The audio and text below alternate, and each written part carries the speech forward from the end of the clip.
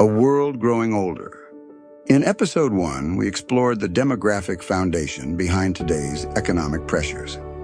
In this second episode, we widen the lens to look at the global landscape. Falling birth rates, aging workforces, and shrinking populations are no longer regional issues. They are worldwide. Every major economy, from Europe to Asia to the Western Hemisphere, is confronting the same demographic transformation. What Canada is experiencing is not unique. Across the West and East, countries are grappling with the same question. How do you sustain a modern economy when the stream of young people entering adulthood begins to slow? Europe provides the earliest and clearest example. For decades, nations such as Italy, Spain, Portugal, and Greece have lived with some of the lowest birth rates in the world.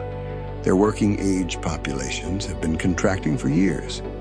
Immigration helps, but it cannot replace the scale and momentum of a naturally growing population. The result is a day-to-day world shaped by slow economic growth, strained social programs, and a shrinking base of young workers supporting a rising number of retirees. Once a population curve bends downward, it becomes extraordinarily difficult to bend it back.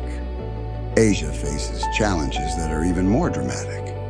Japan, with one of the oldest populations on Earth, has chosen not to rely heavily on immigration, leading to a slow, steady national contraction. South Korea now holds the lowest birth rate in the world, and if current trends continue, the country could lose half its population within a single generation. China, after decades of the one-child policy, is entering a rapid aging cycle of its own, with too few young workers to support its economic ambitions. Across the region, governments are offering incentives, tax benefits, child care subsidies, and social programs designed to boost birth rates, yet none have successfully reversed the trend. In the Western Hemisphere, the picture is mixed. The United States remains younger than Europe or Asia, but its birth rate has also fallen below replacement level, and immigration plays a critical role in maintaining population growth. Meanwhile, Latin America has undergone one of the fastest demographic transitions ever recorded. Countries that once had extremely high birth rates, such as Brazil, Chile, Mexico, and Colombia, now have rates near or below replacement as well. The truth is that the demographic slowdown is not a regional issue or a Western issue. It is a global one. Governments around the world are responding in similar ways. They increase immigration. They offer financial and social incentives for families to have more children. And they modernize their economies so they rely less on large workforces. This means more automation, longer working lives, redesigned social systems, and industries reshaped to function with fewer people. But no country has solved the underlying problem. Population cycles move slowly, and once birth rates fall, it can take 30 to 40 years for the effects to reverse.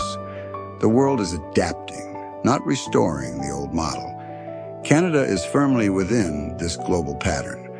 Our birth rate is among the lowest in the Western world. Immigration remains a critical pillar of population growth, yet even high levels of immigration cannot replicate the size and impact of the baby boomer generation. The result is rising costs, constrained growth, and a workforce pulled in too many directions. Canada is not failing, it is adjusting, just as nearly every other advanced nation is adjusting.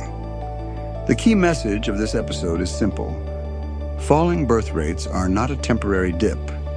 They represent a global shift, affecting almost every country in some way. No nation is immune, and no nation possesses a perfect solution. What we are witnessing is a worldwide demographic reset. This has been episode 2 of our series on global change. In episode 3, we connect demographics to geopolitics and examine how shifting populations influence trade, alliances, military strength, and global power. Join us next time.